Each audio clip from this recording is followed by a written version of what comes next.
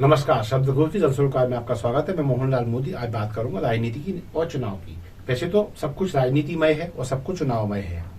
चुनावों में देर है, लेकिन फिर भी चुनावी उठापटक शुरू हो चुकी है। कोई भाजपा में भग रहा है, किसी के कांग्रेस छोड़ने की खबरें चल रही हैं। तो ये मामला और ये जो दृश्य है, ये परिदृश्य जो है वो चुनावी ही है। और इस परिदृश्य में मैंने गुना शिवपुरी संसदीय क्षेत्र को लेके कुछ एपिसोड जारी किए थे और उसी तारतम्य में मैं आज एक और एपिसोड को लेकर आया हूं। अभी तक हमने गुना संसदीय क्षेत्र के उसकी प्रकृति को, उसके नेचर को, उसकी तासीर को देखा। दो अन्य एपिसोडों में हमने वहां के वर्तमान सांसद कृष्णपाल सिंह यादव और पूर्व सांसद उसी क्षेत्र के ज्योतिरादित्य सिंधिया, इनकी कार्यप्रणाली पर, इनकी संभावनाओं पर हमने नजर डाली। और उसके बाद आज हम बात कर रहे हैं कि तीसरा प्रत्याशी संभावित कौन हो सकता है। अब सवाल ये उठता है कि दूसरा तीसरा तलाश क्यों हो रही है, जबकि वहां के सिटिंग जो सांसद हैं वो कृष्णपाल सिंह यादव हैं और जो जीते हुए, अच्छे वोटों जीते हुए, तो टिकट उनको मिलना एक कहना चाहिए ना, आश्वस्त हो जाता है कि हाँ दोहराव होगा। लेकिन वहां की जो जनता है, वहां के जो लोग हैं, गुना, शिवपुरी, अशोकनगर, तीनों जिले के, वो ऐसा मानते हैं कि कृष्णपाल सिंह यादव विकास कार्यों के मामले में बहुत अच्छा प्रदर्शन नहीं कर पाए।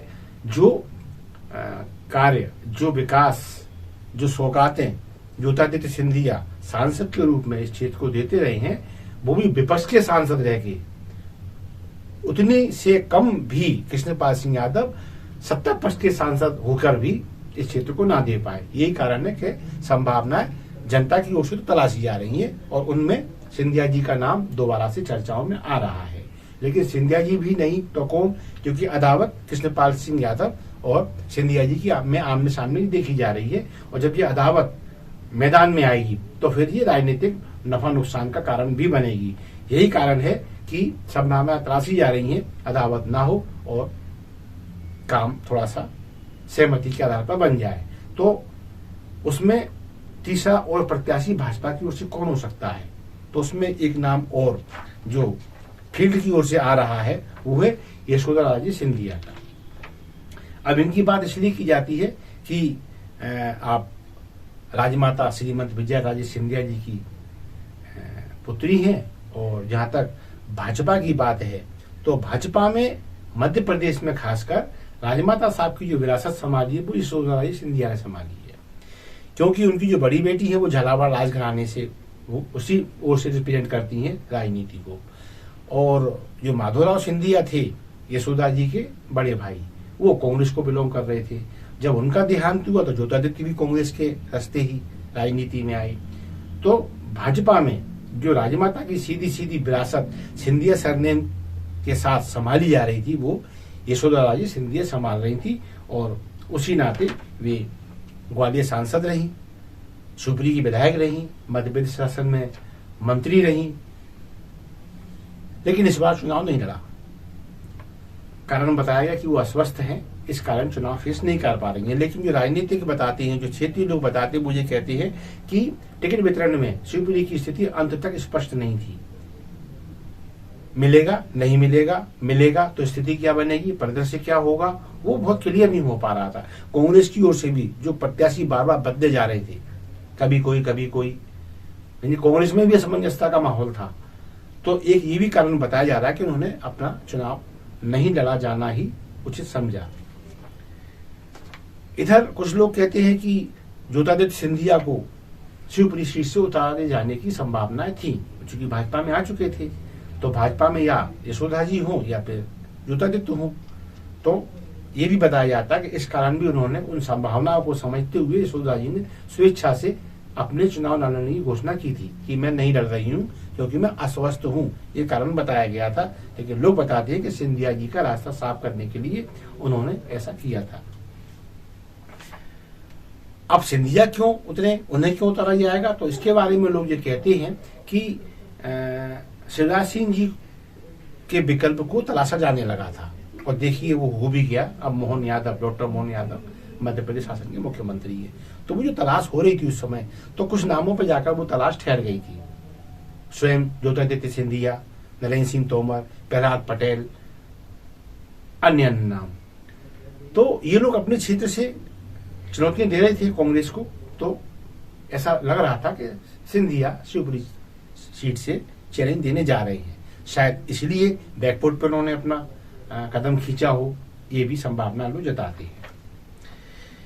लेकिन अब गुना संसदीय क्षेत्र में, गुना शिवपुरी संसदीय क्षेत्र में लोग, वहां के अधिकांश लोग या बहुत सारे लोग ये संभावना तलाश रहे हैं कि यशोदा एक नाम हो सकता है कि वो यहाँ से भाजपा की प्रत्याशी हों।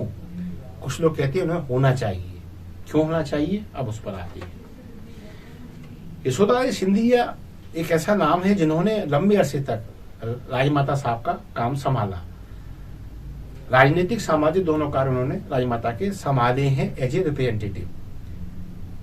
बेटी तो ही रही है उनकी, लेकिन उनके चुनाव कार्य को संभालना, उनके जो भी राजनीतिक निर्णयों में मुख्य भूमिका निभाना, विकास के जो प्रोजेक्ट हैं उनको तैयार करने में राजमाता साहब और विभागों के बीच सेतु का काम करना, ये यशोदा जी ने बहुत लंबे समय तक किया है।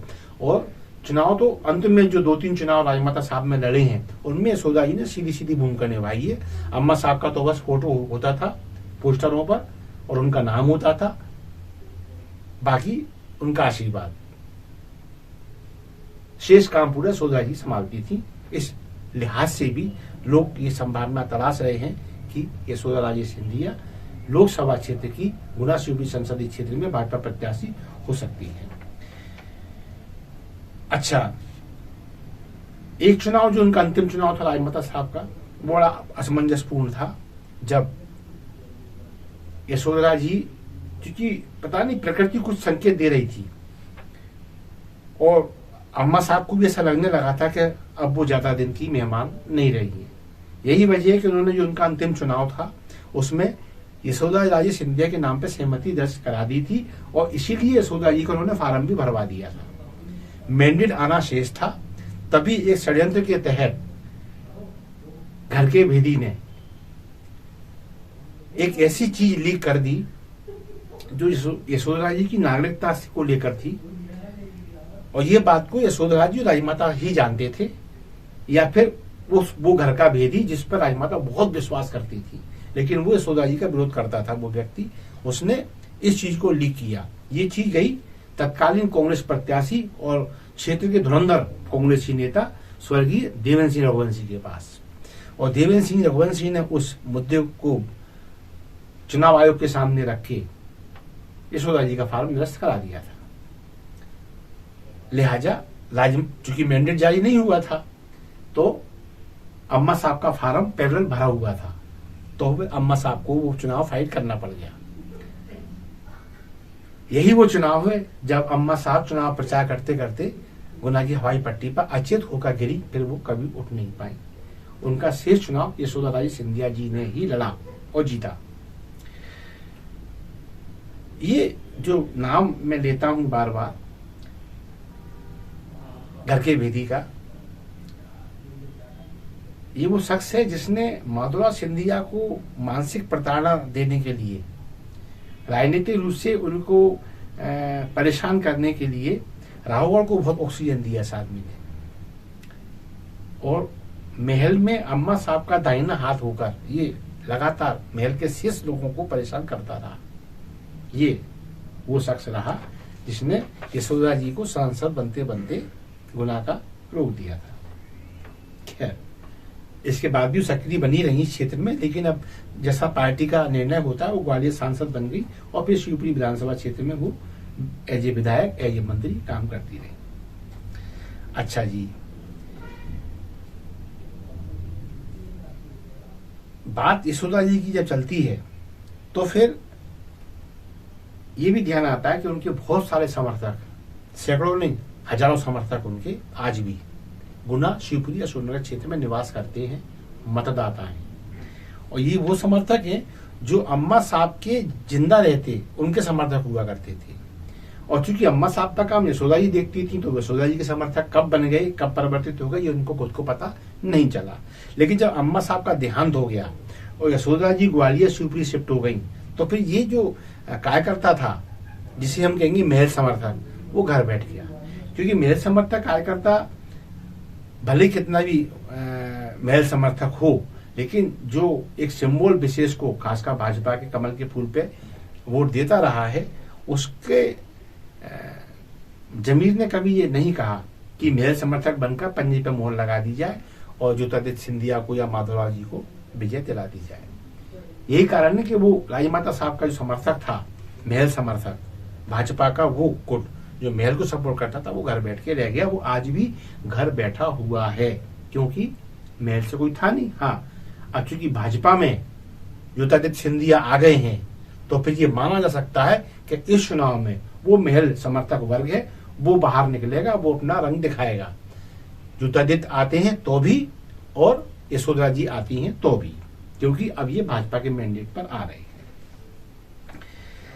अच्छा, यशोदा जी से उम्मीद ज्यादा इसलिए है कि यशोदा जी पहले कम से कम 10-15 साल भाजपा कार्यकर्ता के रूप में, भाजपा नेत्री के रूप में इस क्षेत्र में काम करती रही हैं और भाजपा की राजनीति को संभालती रही हैं। और चूंकि इस वक्त खाली भी हैं, विधानसभा चुनाव उन्होंने लड़ा नहीं है, तो वो अब लोग उनकी ओर देख रहे हैं कि शायद गुना शिवपुरी में वो प्रत्याशी के रूप में आए और भाजपा के चेहरे पर चुनाव लड़े। जाहिर है अगर ऐसा होता है तो उनको अम्मा साहब की जो पुरानी फौज घर बैठी है उसका सहारा मिलेगा, महल का नाम मिलेगा, पार्टी का सपोर्ट मिलेगा, भाजपा तो है ही, और सफलता तय मानी जा रही है यदि वो आती हैं तो। मोदी लहर जो चल रही है, लोग कह रहे हैं 19 में लहर बहुत बड़ी थी, लेकिन अब कह रहे हैं कि उससे बड़ी लहर अब आ रही है। यदि ये स्थिति रहती है तो इसका लाभ भी अन्य प्रत्याशियों की तरह यशोदा जी को ज्यादा मिलने की उम्मीद है। क्यों? ये उनका पारंपरिक क्षेत्र रहा है, उनके कार्य करने का उनका कार्य क्षेत्र रहा है। और लोग ये भी कह रहे हैं कि संभव है कि जो सिंधिया जी, ज्योतिरादित्य सिंधिया और के कृष्णपाल सिंह यादव के बीच में जो अदावत दिखाई दे रही है, वो शायद आड़े ना आए जब यशोदा जी मैदान में आए तो बस आज के लिए इतना ही। देखते हैं क्या भाजपा यशोदा जी सिंधिया को अपने प्रत्याशी के रूप में गुना शिवपुरी संसदीय क्षेत्र में उतारती है। क्या ज्योतिरादित्य सिंधिया और केपी यादव इस नाम पर सहमत होते हैं? ये भविष्य गर्त में है और इसके लिए हमारी नजर राजनीतिक गतिविधियों पर बनी रहेगी। इसी के साथ मैं मोहनलाल मोदी आज विराम दूंगा। हमारे कंटेंट अध्ययन पर आधारित होते हैं। आपको ऐसा लगता है तो प्लीज इन्हें लाइक अवश्य करें, इन्हें शेयर करें। शब्द घोष आपका अपना चैनल है, इसे सब्सक्राइब करना ना भूलें। धन्यवाद। जय हिंद, जय भारत।